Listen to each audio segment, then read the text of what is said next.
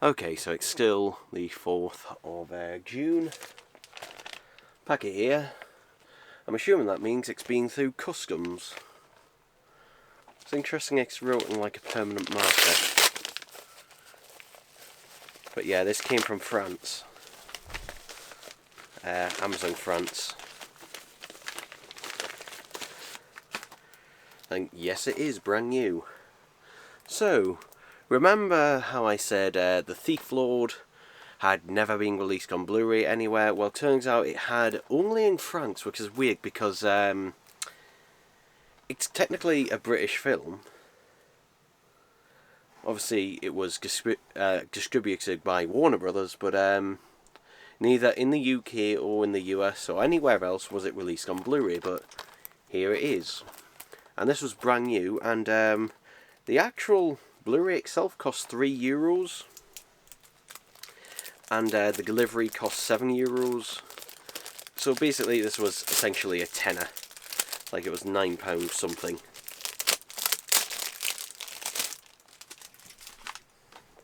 But yeah, there it is on Blu-ray, and it even has its slipcover. Hooray! So yeah. Now, this does have, let me just check. But yeah, basically this does have an English audio track on there, which is good, because what's also interesting is I checked, and the only place I could find that where you could buy this digitally was Australia, and that was very recent as well, but you could only buy it in standard definition, even though clearly, you know, an HD version exists of it. Yeah, this was released in 2012, but yeah, bizarre. It is a decent film, and I did enjoy it when I rewatched it. Well, did a rewatch of it for the first time since probably 2006, maybe 2007. But yeah, obviously I will be ripping this, and this will be taking the place of the DVD. Though the DVD was still worth it for a couple of reasons. Mainly the special features, because the special features, if they are on here, will be exactly the same as the DVD, they'll be in standard def. But also, they may have only a French dub audio track on them, possibly, or hard-coded subtitles, maybe, I don't know. So, yeah, perhaps it may be worth it on that, I don't know, but that DVD was only £1 anyway, so doesn't matter anyway. But yeah, would recommend this film, and obviously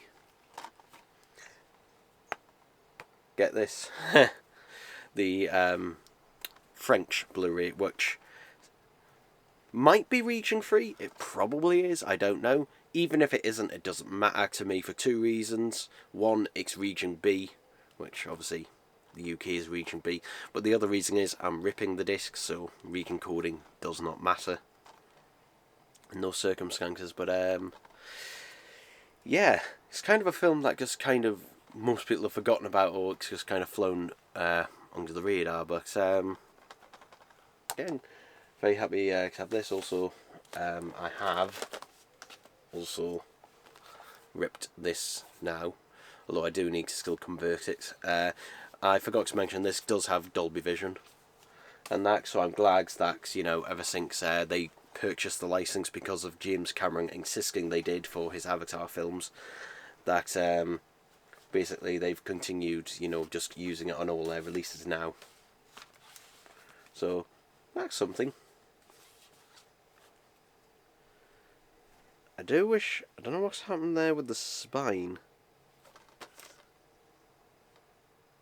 I wonder if that's customs doing that, because there's a couple of lines going down there, almost like it's being at it with a knife. And I'm wondering if that is customs doing that.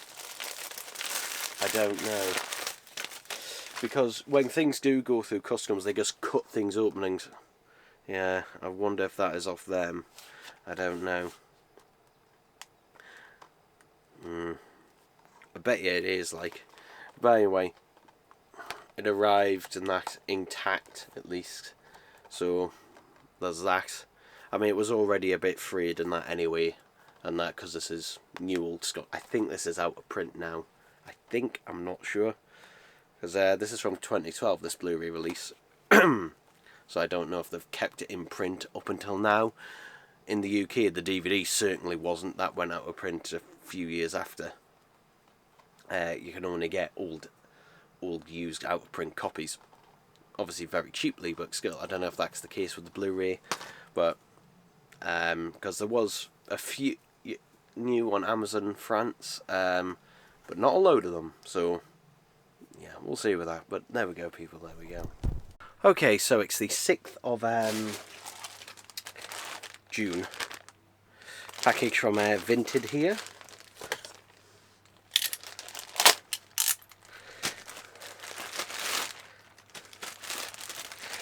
This seller also put this on eBay at the same time as well, which you're not meant to do. Oh. Is it meant to be missing the end piece? It's missing the end piece. Oh, hang on.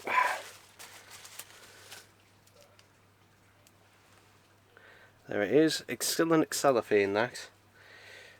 So I've no idea whether this works, but... Oh, it doesn't... In the photo, it looked very yellow to the slider, but in real life it isn't. But they kind of shoved it on like that. I don't know whether I can take the cellophane off or not. I don't know, it's kind of hard to find a sealed one. But basically, I bought this because the slider looked particularly yellowed. Though in real life, not so much. Although, if I just get a regular one, you can see it's yellowed a little bit. Not that much though. Yeah. Because I was hoping it would match well up with my bleached 9th Doctor Sonic screwdriver, which I've just put a screw in there to act as the slider. Yeah, there's one other thing I could try with this actually. I don't know, it depends whether it was painted or not. If it was painted, there's fuck all I can do. There is one other method, which is either use a heat gun or even a flame, but yeah, if not I can just use it for parts or for a slider, but yeah, it is just a standard 10th Doctor Sonic screwdriver, although it is one of the early ones. It is one of the earlier ones, because this one apparently has a purple LED. And you can also tell by the dome as well, it's a slightly brighter blue than the later ones were. I can't remember how much I paid for this. My orders. $10.25, okay. A little bit more than I thought. Yeah, I mainly just bought it for parts, essentially. I mean, that's not that bad, to be honest, for a 10th Doctor Sonic these days. But, yeah, not really much to say other than that. Okay, it's the 6th of June today. Package from Vinted. I just picked it up at the locker. It's a bag inside of a bag.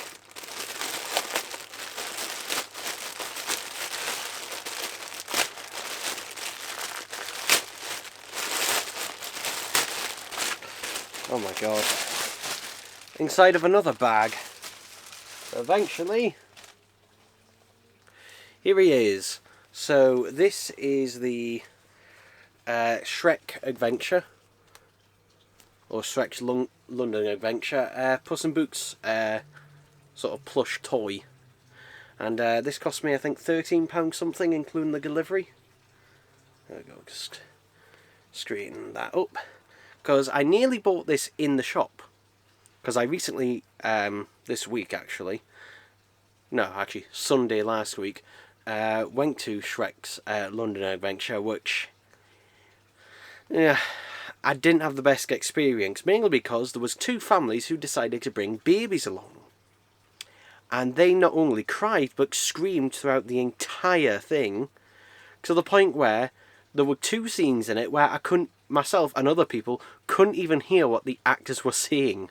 Which, one of them was quite important, because one of them, you were sat in some seats and you had to press a button to answer the question. And we couldn't hear the fucking question because all we hear was throughout the entire thing. Anyway, this I think is either £28 or £30 in the shop there. Though the person, as I said, I looked at my phone, found one on Vinted, and yeah, I bought that. Now, it does have a little bit of sticker residue on the back where there was a sticker, though I will be able to get that off with either, I don't know, either WD-40, or in fact, let's try a bit of sanitizer, actually. It's actually bringing it off.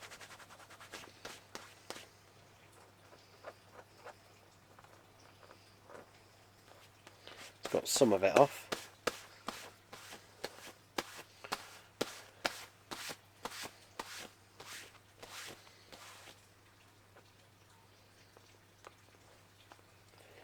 Got some of it. Yeah, it's coming off. It's coming off. It's really on there, like. But I've gotten some of it off there. At least it's not sticky anymore. But yeah, I'll have a proper go with that later and get it all off. But yeah, it's quite a nice one. It is obviously based on his Olga design, his, you know, Shrek 1, 2 through 4 design. But yeah, I do really like it, and he's quite firm actually. Yeah, he's not actually, calling him plush is a bit inaccurate because he is quite firm. He is quite firm, and he can kind of stand up on his own as well. Yeah, he is very, very firm and that. But yeah, doesn't smell, thankfully, either. So yeah, I'm very happy to have this, and I'm glad I didn't pay £28 or £30, and I'm glad I didn't actually buy him in longer, because then I'd have to drag him around the place, including dragging him around the dungeon, which is where I went afterwards. There we go. That keeps wanting to pop up. But yeah, overall, very happy with that. Okay, so it's the 9th of June. Apologies if you hear my laptop fans going in the background. So, what is this? Ah! So, this is Paddington 1 4K Blu-ray. Glad it's come with the slipcover. And is undamaged. This is from Rare Waves. I got it on their 10% off sale. So rather than paying £25, I would have paid minus £2.50, which will be £22.50, I think, if I remember rightly. My maths is correct. So yeah, thankfully this did get a singular release here in the UK, which I'm not surprised they did. Not surprised they did, because, you know, more ways for them to make money. But yeah, it's an advertisement for Studio Canal in there, and the 4K disc is identical looking to the Blu-ray, except it says 4K Ultra HD. So I will be ripping that later, or hopefully.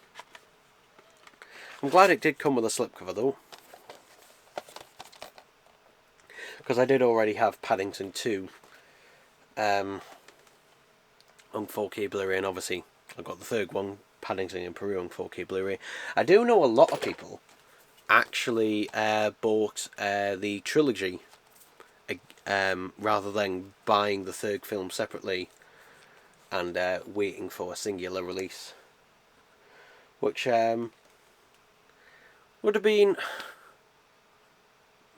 I don't know, not that much cheaper. To be honest, about the same, I don't know. We got a record as well. This is from, again, I bought it in the Rare Waves sale. 10% off everything. There is another record I ordered which was a pre-order.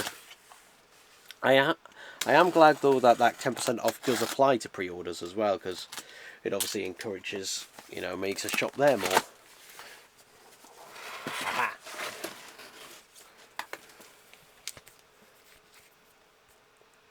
Oh no! Oh dear. That is split open at the bottom. Yeah, I mean, I wasn't going to be using... I was not going to use the plastic sleeves for storage, but yeah, that is split at the bottom. Yeah.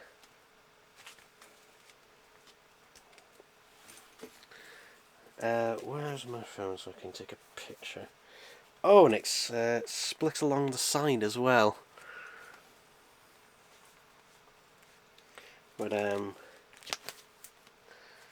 yeah, that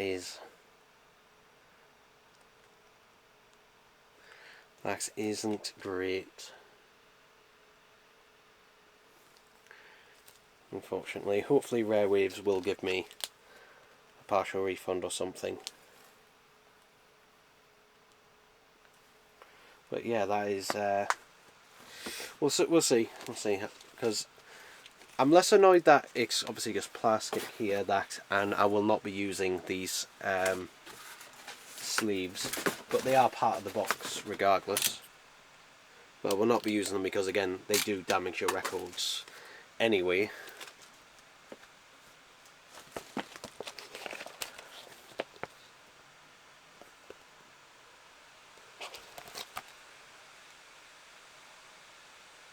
But yeah, the fact that they've slid out there.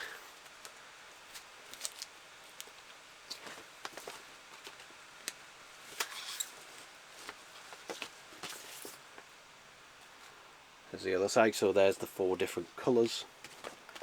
Yeah. I don't know. I was thinking, yeah, it'll be fine and that, and yeah, unfortunately, that's another reason not to use these sleeves, is because also there can be bristle in places. It's not the first time that's happened, unfortunately. So yeah, but the reason I do order from Rare Waves is they do have good customer service, so hopefully they will sort me out on that one. But yeah, Paddington was perfectly fine though, thankfully. So yeah, there's always Paddington. Alright, and an update on the Take That vinyl that I unboxed. Basically, I've printed out a free post return label, and they're going to send me a replacement once they receive that one, so that's what I'm going to go off and do. Okay, so it's the 11th of June today. This actually came yesterday, but I'm only opening it now. It's from Cash Converters, and this cost me £5 plus £2 postage. So at least unlike CEX, Cash Converters, you know, generally the price for the most part of postage is what the price of the postage will actually be, or nearabouts. But yeah, it is The Simpsons Road Rage for Game Boy Advance. And this will be my first ever Game Boy game, at least one that I actually own. I don't particularly remember the Game Boy Advance particularly well as a child. Like, I remember it vaguely existing, although, again, like, the DS was, you know, king. Because, again, the DS came out when I was 5. So, yeah, I didn't really have much memories for playing. But anyway, finally, we've got a use of the Game Boy slot in my DS Lite. So yeah, the only thing with the DS Lite is it does stick out a little bit, although... Yeah, I was worried I would dig into my palm, so it's nowhere near there, so it's fine. So,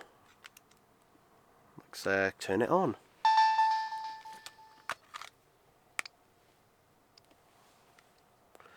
Yeah, it always has a problem seeing that game card, but see, is at the bottom there. SCART GBA game. And you can have it on either the top screen, and there's also a way to get it on the bottom screen by holding down some buttons on startup. But yeah. Obviously, is this the best way to play GBA games?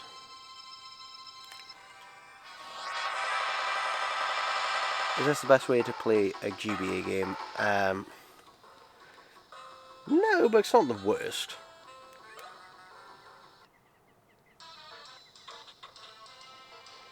My god. But there it is, Simpsons Road Rage.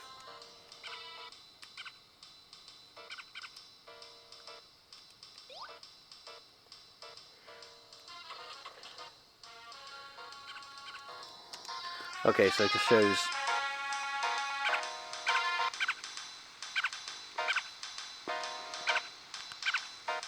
There we go. But yeah, just shows that the game itself is working. And that, hooray, the pings look really clean actually. So, yeah, I'll probably play that later on. But happy with that. Happy with that. So yeah, for £7, basically, I think that's a really good price for it. And also it can stay in this case. I think I'll plonk it in just there so I can see it. And update on the Michael Jackson Invincible vinyl picture disc. Rare Waves offered me two options. Either I could send it back for replacement, or I could take a 20% refund, which I accepted the 20% refund because, I mean, it's in my shelf now, but basically I would never use that sleeve anyway. It is still part of the packaging, obviously, so I am going to keep it. But yeah, never use... Basically, if a vinyl record comes in one of those PVC sleeves, only the PVC ones, then basically do not use it. Do not use it to store your record, because it will destroy it over time. It will destroy it over time, because basically when they start to break down, which can happen very quickly, and it can also happen, for example, right now, because it's warmer, it'll accelerate the process where basically the chemicals inside will break down and create a gas, and then that adheres to the record itself, and this can make records appear cloudy, and in some cases even completely ruin them. In some cases, so yeah, don't use them.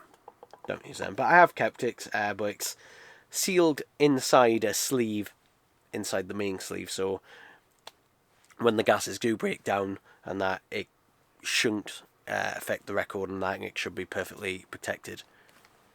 Hopefully, anyway, fingers crossed. Because I don't want to, even though the PVC sleeve is damaged, and that, and some of them can... That's the problem with some of them as well. Some of them can start to go brittle very quickly, which is what's happened to that one. Because, excuse me, I imagine that one has been sitting in Rare Waves' warehouse for God knows how long. Because I don't think there's many people buying the Invincible, Michael Jackson Invincible, which is a shame, because I would recommend it. And that to people. I was listening to the latter half of it before. The latter half of the album is much better than the first half, in my opinion.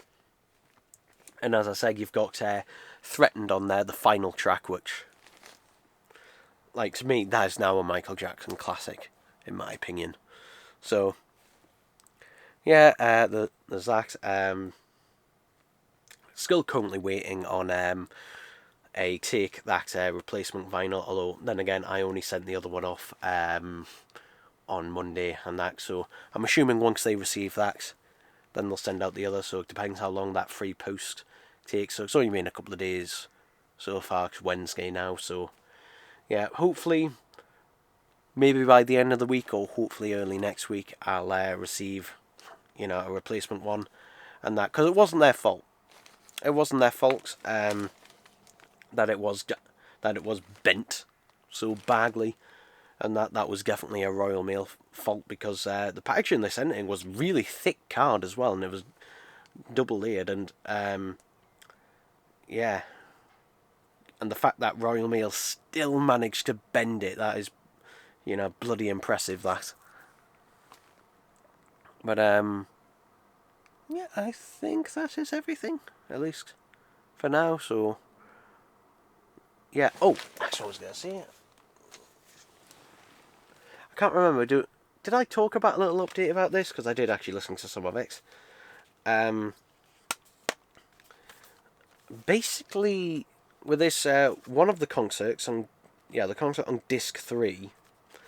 Disc 3 is it's not the worst recording thing, and that it's not even that bad. But the problem with the concert on disc 3 of that Oasis Transmission Impossible is that the way it's recorded, basically the levels aren't perfectly correct with everything. For example, Liam Gallagher's vocals are completely drained out in some parts by the music, the incidental music. And basically, I think the level of, the levels for recording, obviously for Liam's voice and the rest of it, weren't completely level, and as a result, there are some bits where Liam, for example, if he's just regularly singing, it's really difficult to hear what he's actually saying. If he's, generally when he's singing the chorus, he's obviously projecting more, that's fine for the most part during those bits, but during verses, it's really difficult, it's really difficult to, distinguish him in everything else, so I thought I'd mention that. It only seems to be on disc 3, the other 2 concerts on there are, perfectly fine, properly recorded, and all the levels and that are perfectly fine, so it was just that last one, and that, as I said, it's not a bad recording. I've heard far worse. I've had I wouldn't even call it bad, it's just the levels aren't quite there. So, but yeah, there we go for now, people, there we go.